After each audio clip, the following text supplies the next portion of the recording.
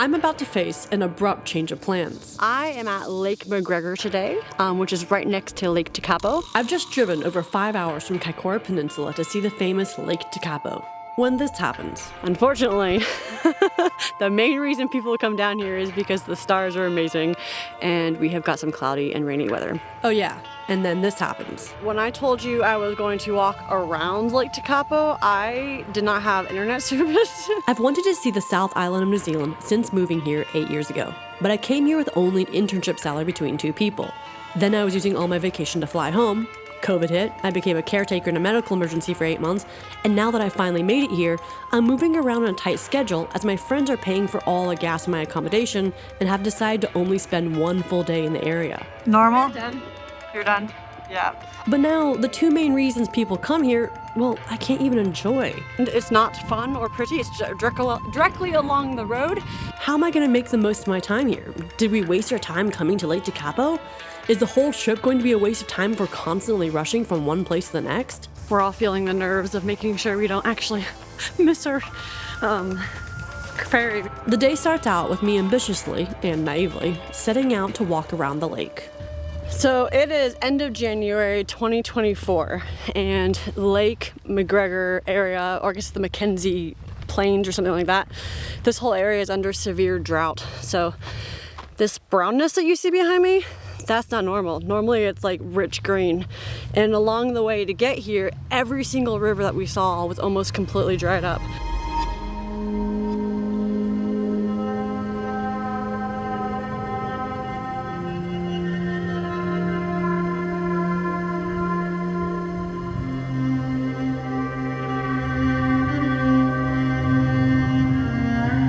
Lake Tekapo sits in the Mackenzie Basin, named after the infamous James Mackenzie.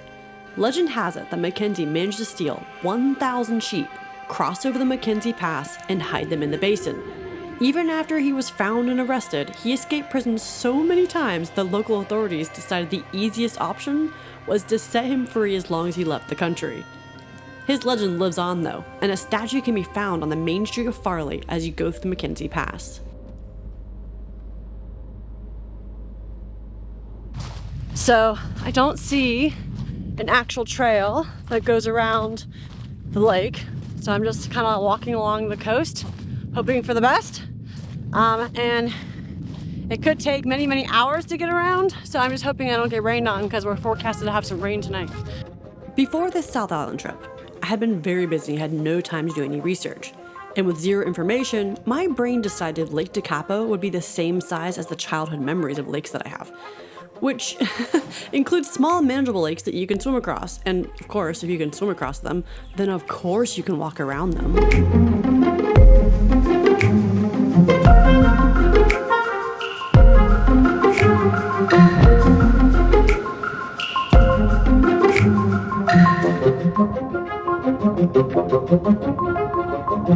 Well, take it back.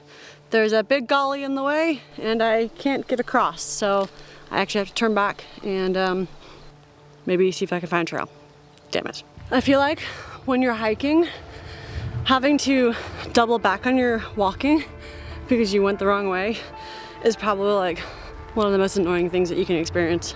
Believe it or not, at this point, despite having seen how big the lake is, despite not seeing any trail, and I'll just be fully honest with you here, despite it already being noon, I am still somehow determined to find a way to walk around the lake.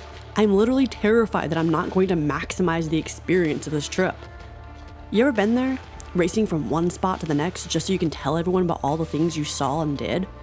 Can somebody in the audience please coin a term for this fast, rapid travel where you're not really enjoying things?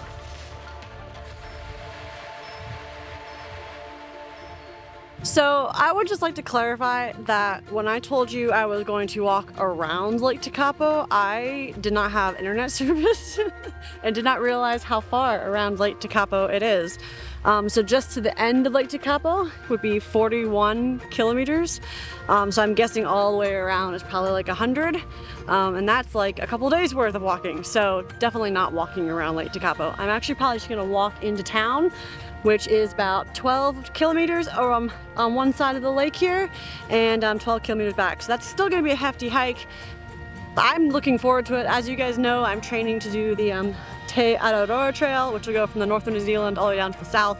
So 25 kilometers is about what I'll be doing in a day, but with a lot more stuff on my back. So it's good to do it now when I don't have a lot of stuff on my back first. So let's go.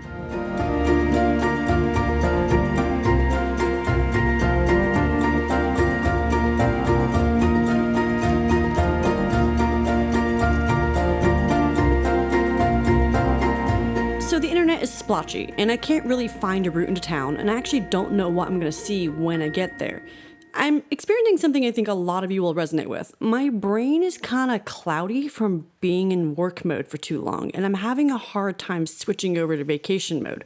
But there's nothing better than walking along and running into a local who wants to share all of their local knowledge with you. So I was trying to figure out why the water in Lake Tekapo is so much bluer than McGregor where we're staying.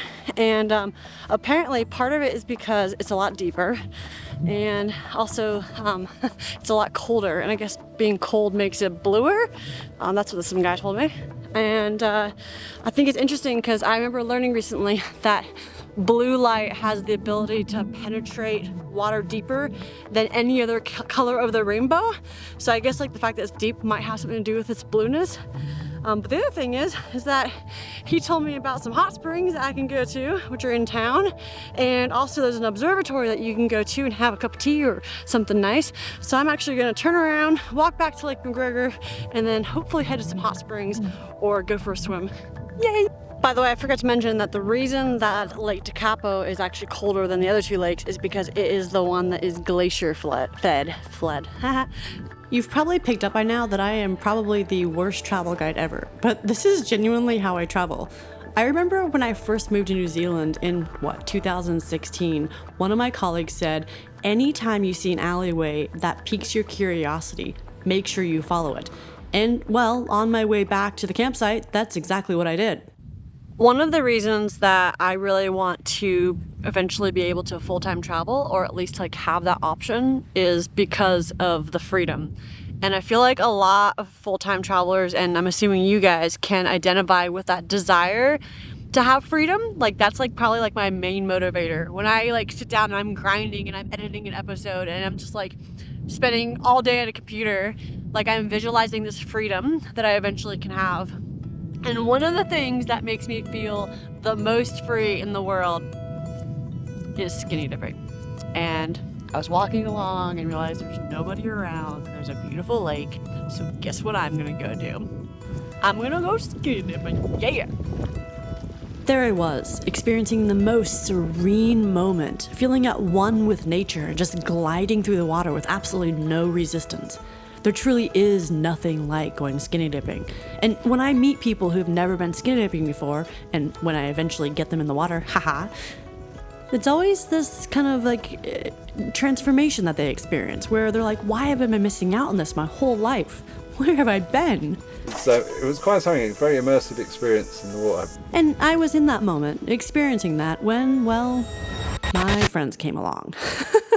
Not a great time to be butt naked in the water, but their arrival prompted me to scramble to get my clothes on and head out to some hot springs. So right now we are at Tekapo Springs, which is quite built up, if I'm honest. It's not like remote, like I don't know, Strawberry Hot Springs in Colorado, but still should be nice to get in and have a nice hot soak. I'm picky about my hot springs. I've lived in places like Finland and Ukraine where going to sauna or hot pools is like a religion. And so I have pretty high standards. For one, it has to actually be hot. I'm talking hot. It needs to feel like I'm in nature. I'm talking wooden seats. And the atmosphere needs to feel relaxing. And well, I'm not gonna lie, I'm a skeptic going into the situation. Stay tuned!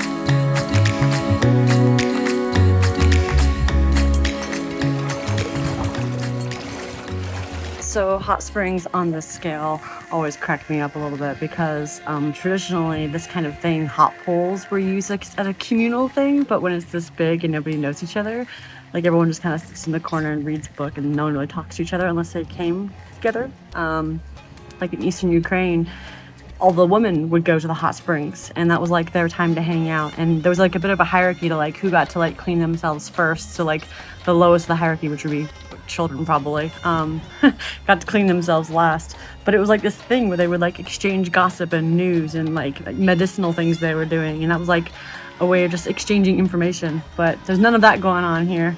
Now, I'll be honest that New Zealand has heaps of amazing hot springs, and these were definitely not in the top 10, but there really isn't another better way to end the day than sitting in hot water. So I was happy.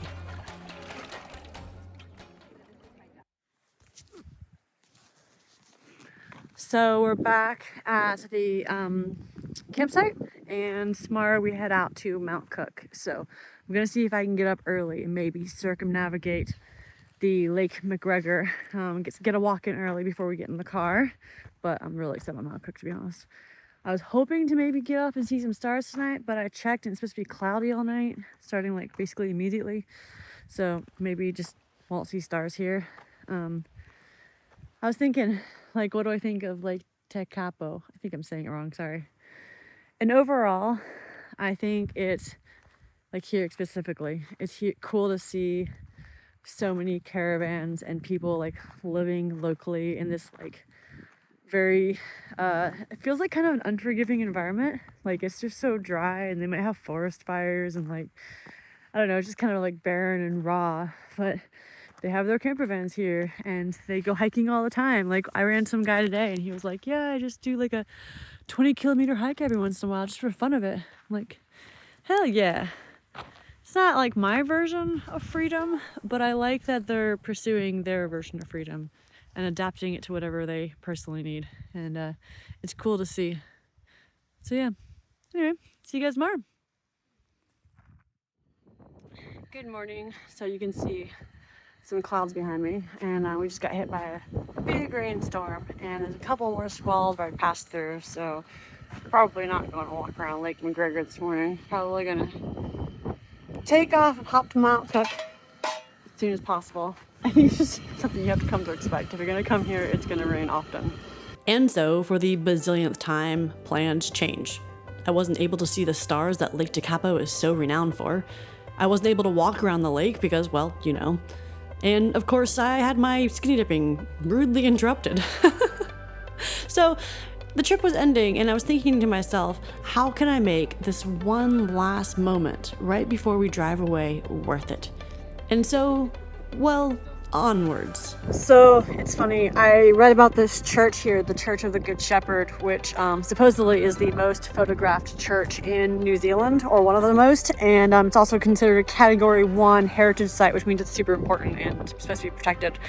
And I looked it up and I'm here right now, and there's like not really that much history about it, other than the fact that it was built to commemorate the early settlers.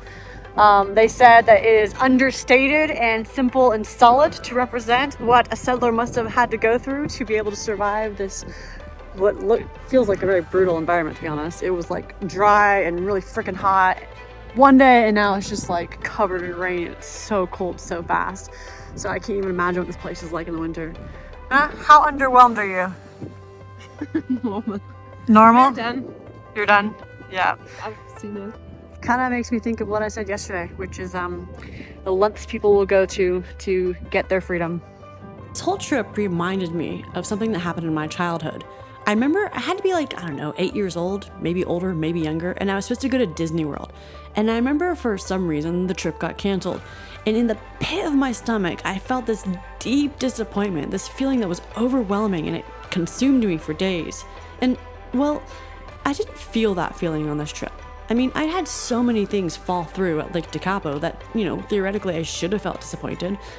But for me, it felt like this really lovely adventure, and I actually find that I really want to return to Lake Tekapo. Because, well, there's so much that could happen there. And, well, sometimes I think it's the expectations that lead us to disappointment. And for me, if I go back to Lake Tekapo, I know there's a lot I can do, and it doesn't really matter what I do. I know I'll have fun.